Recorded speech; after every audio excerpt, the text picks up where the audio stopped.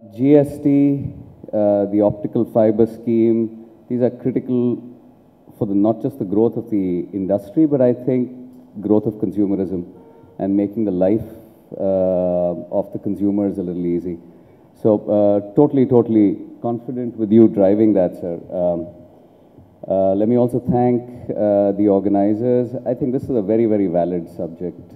It's a subject that not too many of us totally know what to do with it because it's such a new subject. But I think the more we deliberate, the more we discuss, there'll be more clarity. But clearly, right now, everyone who's in it is new, so it's a learning phase for all of us. All I can say is I think everyone as entrepreneurs, as consumers, as professionals, we are truly blessed to be passing through this phase. I think we're very lucky to be passing through this phase. Many a times we don't even realize how quickly things are changing around us. If you just look back, it was 15 years ago that we used to be booking a lightning call. Many of you in this room may not even know what a lightning call is all about. It used to be something that we used to pay to get a phone call on an STD happening much faster. Today, nobody even talks about it. It was not too long ago that we used to have only one television channel in the country, and the most popular show used to be one which used to be called Krishi Darshan. Strange, but today we have 360 television channels and I think 120 more channels looking for a license. It was about 14 years ago that the only radio station was Doordarshan. We used to stand in queues to get a telephone connection, a gas connection. Things have changed very rapidly around us, and I think we just have to be aware of that change and modify whatever we do. And e-tailing is all about that new change. There is a difference in what is happening in India and what has happened all over the world. If you really see the US market, for retail and infrastructure to really grow, it's taken America about 50 years. And let me try and explain what I mean by that. It was about 40 years ago that mom and pop or the kirana shops changed into a hypermarket and a supermarket, and somebody like a Walmart came around.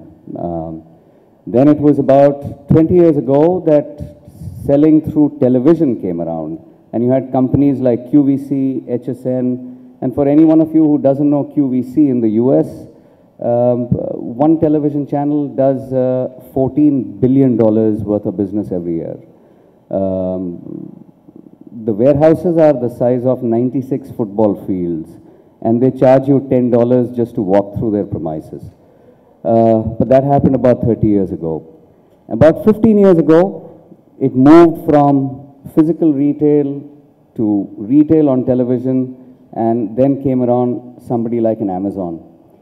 So all of this in the US has taken close to about 40 to 50 years for maturity of the industry and the consumer. But in India, in the same year, you've got a Walmart, a QVC, and an Amazon all getting built at the same time. It's dramatically different. I think what's happening in India all around us is we are slow to adapt as consumers, but when we do, we are the fastest to pick up things. In 1 year, everything is getting built. Large format retail, selling through the television, selling through the internet, everything is getting built at the same time. So what's critical is that, you know, don't just look at me for all the answers or anyone else in this room, because I don't think anyone has all the answers. We're all passing through a phase where we're trying to figure out which is the best model, which is the best channel, which is the best balance to get in your business. But it truly is the most exciting time one can go through. Is the consumer in India buying into this virtual retail concept?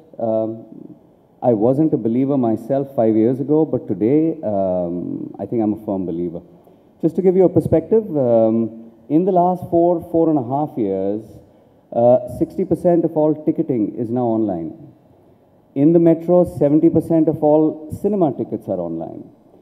Across the country, 35% of all stock trades are online. Interestingly, like we were talking a little while ago, 8% of all marriages are also online. So the fundamental need for touch and feel is kind of going away if you look at the way marriages are happening online.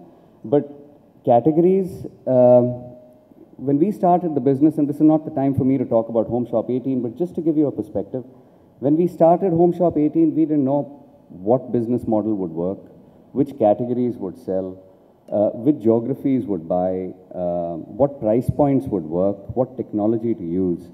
But today, it makes me feel very, very proud. We started selling mobiles about a year and a half ago.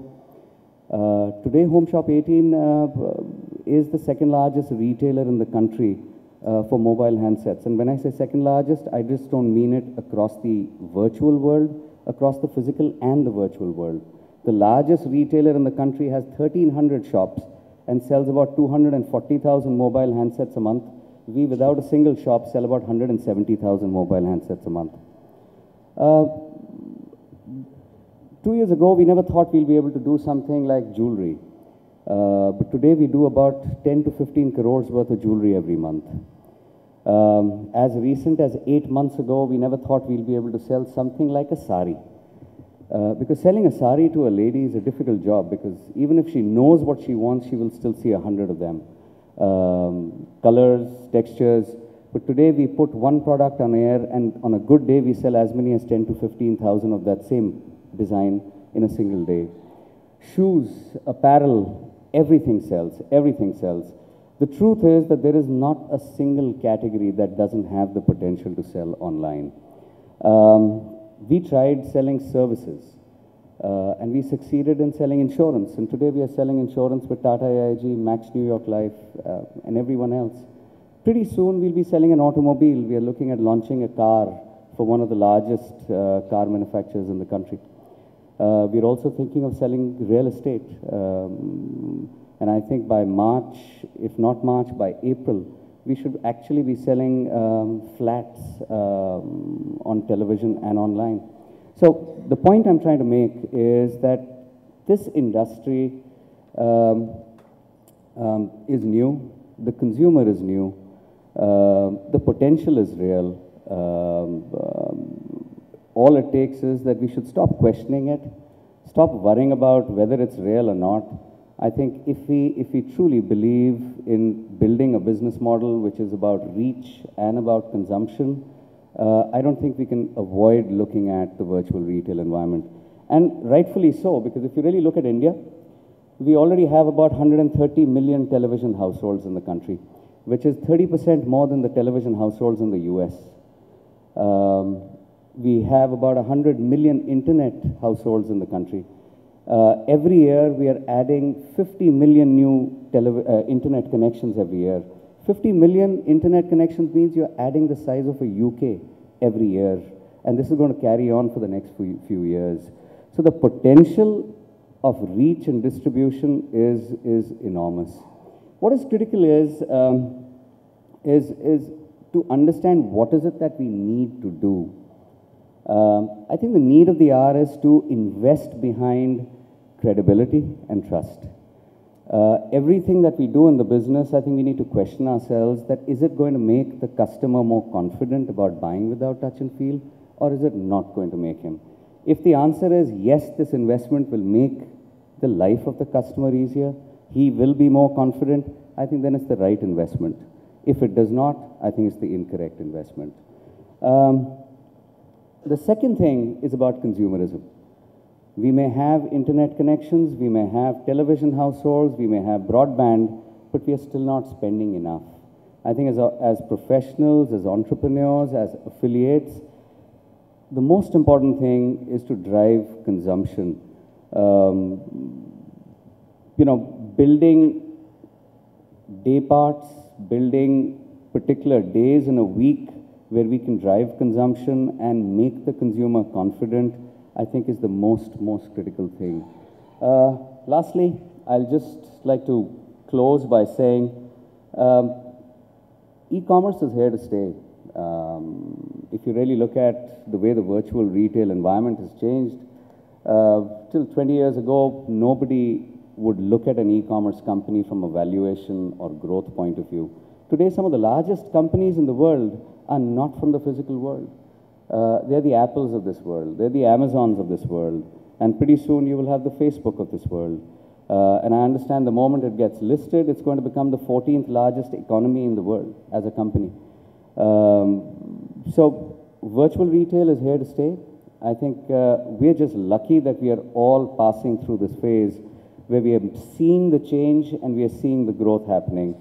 And with that, all I can say is invest behind confidence, invest behind building trust, and invest behind growing consumerism in the market. Thank you.